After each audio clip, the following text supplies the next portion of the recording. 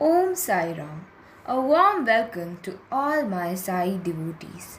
Today we are going to listen the 10th chapter of Sri Sai Satcharita, the greatness of Sri Sai Samartha, the one who is always engaged in doing good to all people, who is permanently established in Brahman. Remember him always with devotion in your heart. By merrily remembering him, the riddle of life and death is resolved. This is the best sadhana for which one does not have to spend a single pi. With little efforts, we can get substantial gains. The gain is easily attained by all, till all the faculties are intact. Every moment should be thus utilized. All other deities are an illusion. Guru is the only God. When you place your faith at his feet, he can change your destiny. Where there is pure service to the Guru, the worldly bondage is completely destroyed. There is no need to learn logic and such sciences which are akin to it, and take pains over anything. The ocean of threefold difficulties will be crossed by the faithful devotees when the true Guru becomes a navigator of the ship. When one wishes to cross the ocean, one must have faith in the navigator. Similarly, to cross the samsaric ocean, one must have faith in the Guru. When he sees the faith and devotion of the devotee, he gives the wealth and happiness due to moksha in the palm of the hands most easily. By having his darshan, the ties of the heart to all evil tendencies are broken off. Detachment towards all the passions takes place, and the effects of the previous births disappear. Let us sing his praises. In the 8th chapter, the purpose of human birth was explained, and in the 9th, the deep secret nature of medicancy was described. Baijabai's vegetables and Bakri, Kushal Chand's well-being and sleeping together of Tatya and Mahaspati, and this was pleasantly described. O you listeners, now pay attention to the further descriptions of Baba's life, how he lived and where he slept, and how he inconceivably pervaded everything. What a lifetime of being a celebrity! He was a mother to both Hindus and Muslims. He had the confidence even of natural enemies. They could move about without fear, with the heart full of love. I have told you about his daily routine. Now let us know about his ways of living and where he slept. O listeners, listen with respect. A wooden plank in length equal to 4 forearm length and a span wide used to hang like a swing tied to the ceiling by means of a few racks at both ends. On such a plank Baba slept. Earthen lamps were burned at his head and his feet. When he climbed up or climbed down was not known to anyone. Inconceivable are his movements. He sat on it with his head bent. Sometimes he slept on it, but no one knew when he climbed up or climbed down. A plank which was tied by means of rags, how could it hold Baba's weight? But when he had the get siddhis, the plank was just a pretext. Even a tiny particle pricks the eye, but a person who has mastered in siddhi of anima can hide with ease. Baba was able to freely move about the form of fly or worm or ant. One who has anima siddhi at his service, does it take time for him to take the form of a fly? He can stay hanging in the sky without support. What can he care for a plank? When the eightfold siddhis such as Anima, Mahima, Laghima, like the nine treasures, are standing beside him with folded arms, for him the plank is only a pretext. Insect, ant, pig, dog, animal, bird, man, king, beggar, big or small, he looked at all with equality. Although he seemingly resided in Shirdi and had a body 3.5 cubits, he lived in every person's heart, Maharaj, who was the store of punya. In his heart, he was detached and not involved, but outwardly he was fond of having people around him. Though in his heart he had no wish to fulfill, outwardly he was ensnared by the devotees. Inwardly he was completely desireless, but outwardly, for the sake of his devotees, he had desires to fulfill. His mind was the abode of peace within, but his behavior was excessively incense. In his heart of hearts, he enjoyed ultimate Brahma like bliss, but outwardly he slowed the nature of the devil. On the surface, he was involved with the affairs of the world, but within he had love for oneness or unity. Sometimes he had the look of affection in his eyes, but at times he would run after persons carrying a stone. Sometimes he shouted and cursed, and sometimes he would embrace with love. Sometimes he would be completely at peace and subdued, patient for forbearing, always absorbed in meditation, self-realized, and always engaged in thoughts of the soul, a delight of the devotees. He sat meditating in one posture. He did not go hither or thither. His only dand was the sadka. He remained still and uncomplaining. He had no desire for fame or wealth and lived by begging alms, advanced in the knowledge of yoga and lived by it. Actually, he wore the garments of a sannyasi and his dand was his sadka. He continuously recited the words Allah Malik. He always nurtured great love for his devotees. Such is the manifested form of Sai, possessed all attributes. Appearing in human form unexpectedly, we have received this treasure because of good deeds of the past. Surprising are the ways of destiny whereby those dull-headed ignorant people were blessed and loved by him. How had they really been able to reach him? Sai is the mind of self-realization. Sai is complete peace in itself. Hold fast only to him devotedly to cross the worldly ocean. Truly, that which is boundless and eternal, filled with Brahma to Stambha. That which is everlasting and identical, Baba is that incarnate. The duration of Kali Yuga is counted as 4,32,000 years. Since the commencement, roughly 5,000 years have passed, Baba then appeared. Here the listeners might doubt how I have arrived at this without the knowledge of his date of birth. So listen carefully with respect. After his reappearance, having taken a decision to be a resident of Shirdi, he spent 60 years therefore after renouncing everything. He was 16 years when he first appeared in Shirdi. At that time he lived there for 3 years. From there, where did he disappear? He was seen in the far-off kingdom of the Nizam. He then returned with a marriage party and permanently stayed in Shirdi. He was 20 then. Since then, he has been permanently associated in Shirdi. There, he spent 60 years. This is known to all.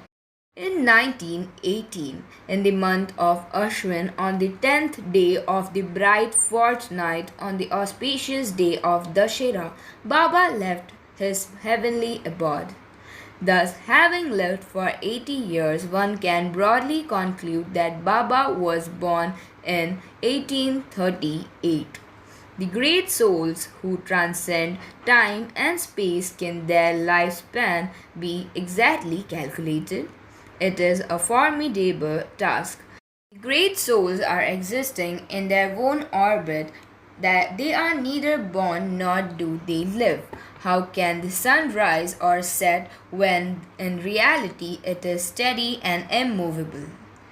In 1681, Ramdas took Samadhi, and not even 2 centuries had passed when the Great One was born. In those days, Bharat was invaded by Muslims and Hindu kings were subdued. Devotionalism had disappeared and the people had lost faith in religion. At that time, Ramdas was born. With the help of Shivaji, he saved the country from the Muslims, and the cows and Brahmins were protected. Even 2 centuries had not passed, and again the peace was disrupted. The faction between Hindus and Muslims, which was then eradicated by Baba. Ram and Rahim are one. There is no even the slightest difference. In the case, why should be there an obstruction to devotion, and indifferent behavior towards each other? O you ignorant child, bring Hindus and Muslims together. Be firm on your path and have good thoughts. Then only you will be able to go across to the other side. It is not good to argue. Do not try to compete with each other. Always think of one's own good and God will protect you. Practicing yoga, performing rituals, doing penance, acquiring knowledge, there are all the means of attainment of God. One who does all this without the grace of God, worthless is his birth. If anyone harms you in any way, you should not retaliate. If possible, try to oblige others. This is the sum total of his teaching. For the sake of one's own good and for the sake of the ultimate good in life, this is an all-embracing creed. It's a straightforward path for all, including the high, the low, the women, and the Shudras. Just as the grandeur of the kingdom of dreams turns into the nothingness as soon as the person awakens, similarly, this world is just an illusion. This is his conviction. His regular behavior or disposition is based on the conviction of the illusory nature of pleasure and pain regarding the body. According to him, these were wanderings of the mind. As in dream, therefore, he has warded off the illusion and reached the state of emancipation. When he sees the worldly attachment of his disciples, his heart melts with pity, and he worries day and night how to remove those bonds. His whole nature is one with Brahman. He is the embodiment of permanent bliss. His mind is without any doubts. He is the incarnation of resignation. He does not carry cymbals or a flute and does not go to every doorstep. He also does not beg from every passerby with grief-stricken face. Many such gurus are there who collect a number of disciples around them and who forcefully give a mantra in the year merely to make money. They teach their disciples righteousness, but their own behavior is contrary. How will they help them to cross the worldly ocean and avoid life and death? To make known his piety or let his name reach far and wide, that was not at all the intention. Such was Sai. There was no bodily pride in him. He had great love for his disciples. Always this was his nature. Such was Sai. There are two types of gurus, Niyata and Anniyata. For the sake of the listeners, the working of each one will be explained. The Anniyata Guru stresses on the development of the divine qualities and purification of the mind. These are the only things that an Anniyata Guru can grant. He can also show the path of moksha. When a bond is established with a Niyata Guru, the twofold nature of the self disappears. Oneness with God takes place, and he gives witness to the great statement that God and yourself are not different. The universe is full of gurus who manifest for the sake of the devotees, and when their mission is complete, they take samadhi. Sai is of the second category of gurus. How can I describe him? I will write as he guides me. There are many teachers available for physical sciences, but he who brings his student to realize his own nature is the Sadguru. He is the real, the great one who can take you across the worldly ocean. His greatness is imperceptible. Whoever goes to take darshan, Sai tells him the past, the present, and the future. Sai, without being asked, knows and narrates the motives and intentions and everything in detail. He who looks at everything and at all creatures with Brahman itself, who looks upon friends and foes with equality, and who does not discriminate at least. He is without expectations and regard everything equally, showers nectar of blessings even on those who have done harm to him. His mind remains unperturbed in good times or bad times. He entertains no doubts. Though living in the perishable body, he is not entangled in the bonds of the body. Outwardly, he looks a physical being, but inwardly, he is without body. Such a person is truly liberated, though with the body. Blessed are those residents of Shirdi whose deity is Sai and who worship him and who constantly think of him while eating, drinking, or sleeping. Blessed are those and their affection for Sai who, while working on the farm or being in their backyard, grinding, husking, or churning buttermilk, sing the praises of Sai. There were those who never thought of any deity other than Baba and who continuously remembered him while sitting, eating, or sleeping. How wonderful is the love of those women! What sweetness their love possessed! Pure love inspires poetry and not mere learning. Though the language is simple and straightforward and does not have even a fragment of scholarship, in spite of that, the poetry is so lustrous that it makes even the erudite put his head in appreciation. The manifestation of real love only could compose genuine poetry that can be heard by the listeners in the compositions of the ladies. If Baba so wishes to complete collections would be able and the listeners' wishes will be fulfilled. So be it, because of the devotion of the devotees, the Nirakar has manifested in Shirdi in the form of Sai. He who was abandoned bodily ego and who has no passions understand him through devotion, or the collective good deeds of the devotees have borne fruit completely at the opportune time. In Sai's form, they have sprouted and borne fruit at Shirdi. That which is mute breaks into speech, that which cannot be born has come alive.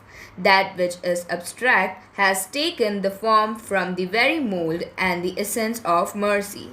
He is the embodiment of the six virtues. He shines with success, wealth, non-attachment, intelligence, prosperity, and generosity. Baba's restraint is extraordinary. He himself does not possess anything. Though he is a formless, he takes the form of grand grace to his devotees. Oh, how wonderful is his kindness that he enjoins the devotees to himself with affection. Otherwise, which other godly person could they have reached? The great Sai speaks such words for the sake of the good of his devotees, that those words even the deity of speech is not able to speak. Such words that even the ears are put to shame to hear. It is better not to explain the words but to keep silent. But since I cannot evade my duty, I am compelled to speak out. For the love of his devotees, Baba's words spoken with great humility. I am the humblest of your servants. I am your debtor. I have come here to have your darshan. This is a great favor of yours that I have been able to reach your feet. I am a maggot in your excreta. I consider myself blessed thereby. What humility on the part of Baba! Oh, how he desired to be humble! What height of complete abandonment of ego! He was equally modest too. The above mentioned words of Baba were really spoken by him and I have respectfully presented them. If anyone feels that it is disrespectful, then I beg pardon. If speech has become impure and if the sin of hearing is to be avoided, let us recite Sai's name continuously. It will cleanse the sins of all. Our austerities of all the previous births have borne fruit by Sai's grace. It gives endless contentment like a thirsty person obtains on being given water at the water distributing place. Though it seems that he relishes food through his tongue, actually he does not feel the taste because his taste buds are not aroused. He who does not have any passions, how can he be said to enjoy any pleasures?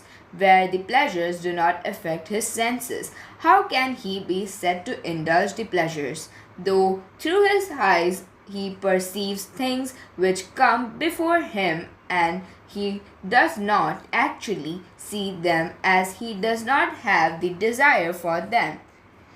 The genetical organs of Hanuman were seen only by his mother and Sri Ram. Therefore, with whom can his celibacy be considered comparable? When even the mother has not seen the private organs, then what about the others? Baba's celibacy was the highest kind, complete in itself and exceptional. He used to wear only the codpiece or loin cloth around his waist. His genitals were never aroused. They were only for the sake of performing the bodily functions of urination or excretion. They were only the sake of bodily functions.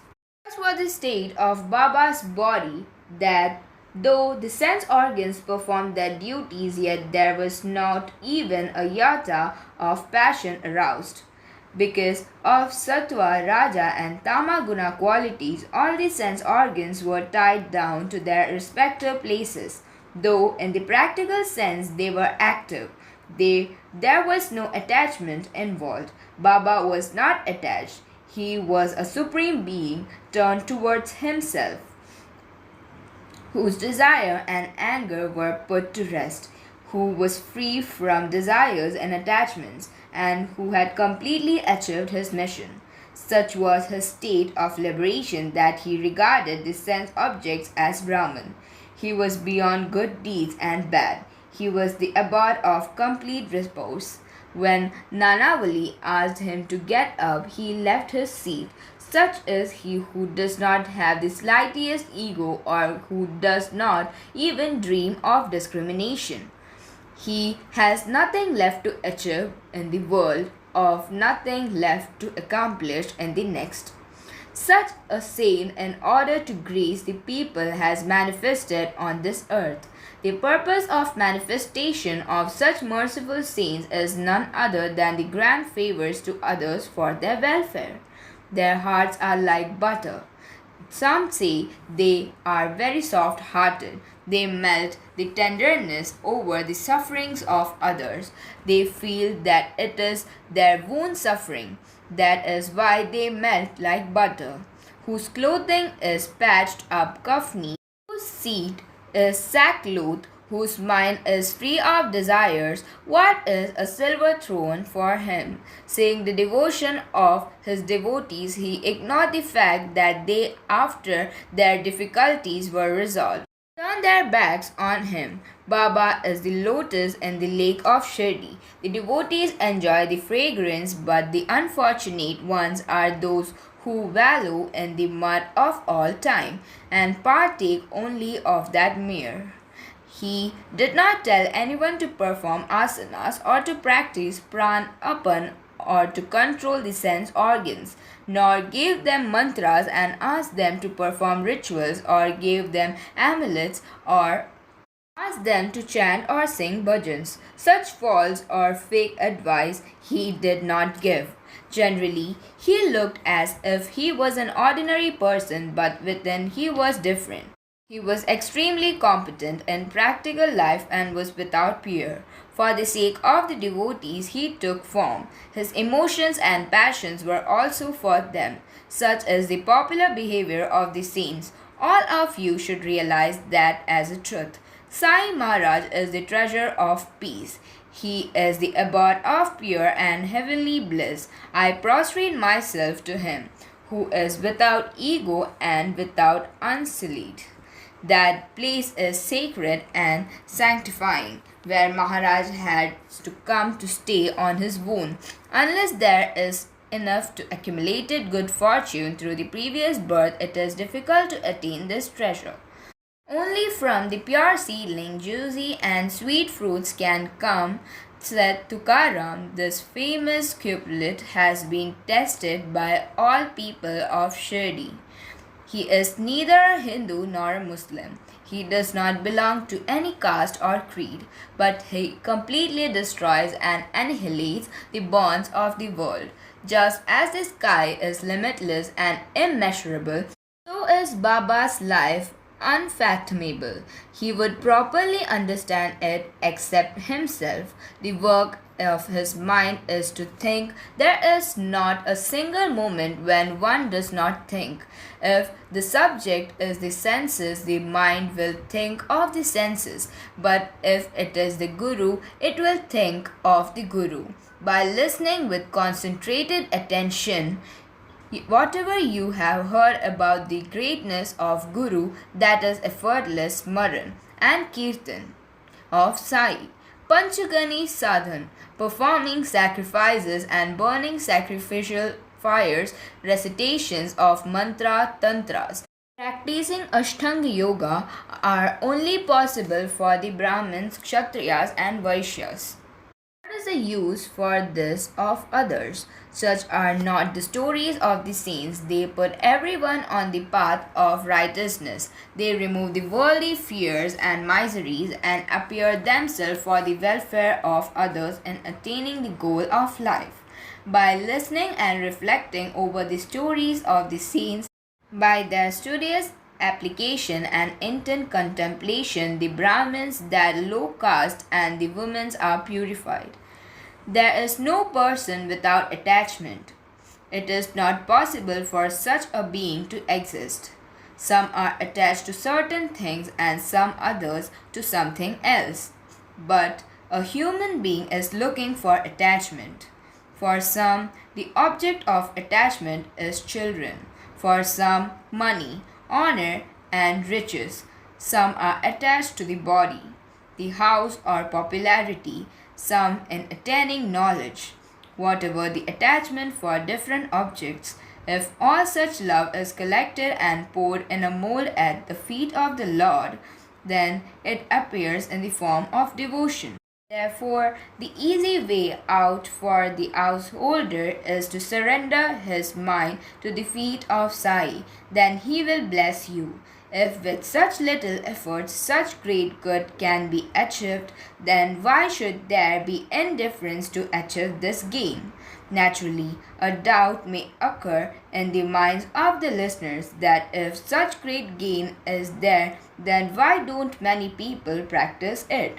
There is only one reason for this. The ardent desire does not arise without Lord's grace. Only when the Lord chooses to bless, the desire to listen is awakened. Therefore, surrender to Sai. God will bless you. The ardent desire to listen to his praises will arise. This is the easy means to God. Hold on to the good company of the Guru and the virtuous.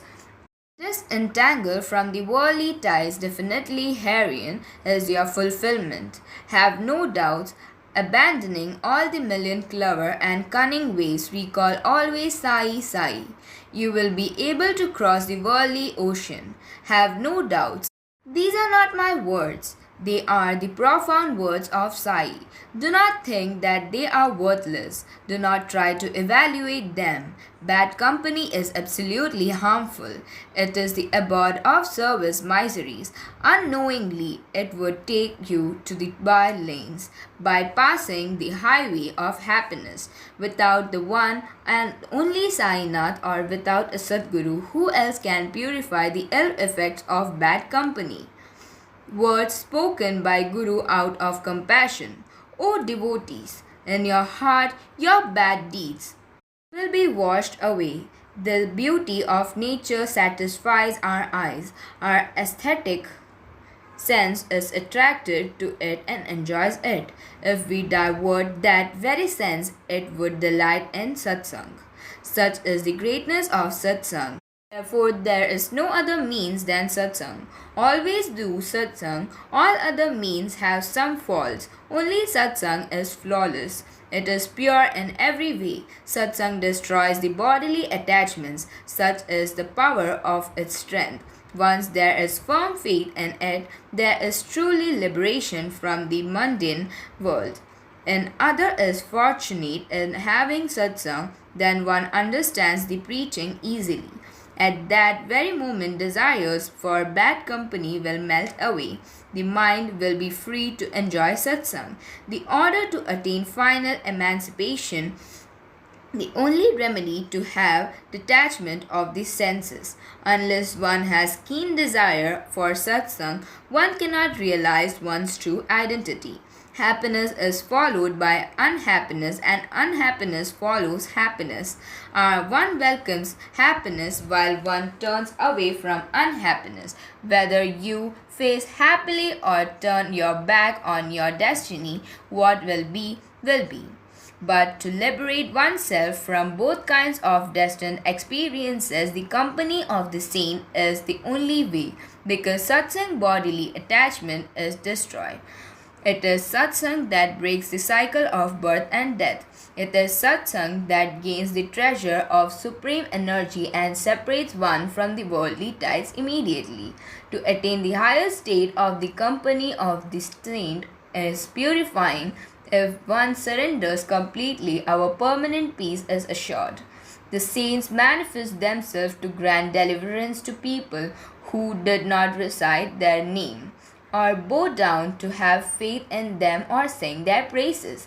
Ganga, Bhagirathi, Godavari, Krishna, Vinya, Kaveri, Narmada, these rivers also desire that the saints come and bath in their waters so that they may touch their feet. They themselves wash their sins of the world, but they themselves are not freed from the sins until they have touched the feet of the saints. By my good deeds of many previous lives, I have enjoyed myself to the feet of Sai Maharaj. The cycle of birth and death has come to stand still, and the fear of life has disappeared. Now, good listeners, let us reflect over what we have heard up till now. Let us rest now. Further narration will follow later. Hemant surrenders to Sai. I am like a sandal of his foot. I shall go on telling the stories and will be fully happy doing it. Oh, how delightful and handsome is the personality that, standing outside the masjid, distributes udi to the devotees one by one for their welfare. One who realizes that the mundane world is illusory, and one who is engrossed in the Brahmand, whose mind is like a bud burst open prostration to him. The collyrium of knowledge that he puts in his eyes removes the ignorance and takes you to his own abode. To Sai, whose greatness is such, I prostrate myself fully. The next chapter is better than this one. No sooner than the words enter your heart, through the years they will purify the heart and drive away the weakness. May there be well-being. This is the end of the 10th chapter of Sri Sai Satcharita, written by the devotee Hemantpant, impelled by the saints and virtuous people called the greatness of Sri Sai Samartha. This is offered to Sri Sadguru Sai Nath. May there be auspiciousness. Om Sai Ram.